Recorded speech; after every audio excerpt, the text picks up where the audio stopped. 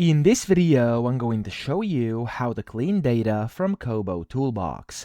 Now, the first thing you want to do, you want to select your form that you want to clean data from. So here, as you can see, I have 5 submissions. I'm going to clean these. I'm going to click on that specific project. And then up here, you want to go to data.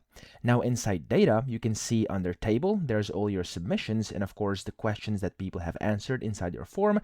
And then over here, you can clean the data very easily by simply clicking on this first one, not each individual one of these because you don't want to do that. Or of course, if you simply want to just clean some of them, click on those check marks. Or if you want to clean all of them, so all the data, you can simply click on this button up top. So over here, when you click this check mark, all those results are going to get selected. Then simply click on this delete button up top and then just check this, click delete selected. And when you do this, as you can see, there we go, submissions have been deleted and your data has been cleaned. That's how to do this. I hope this video helped you out. If it did, please subscribe to the channel and help me out as well.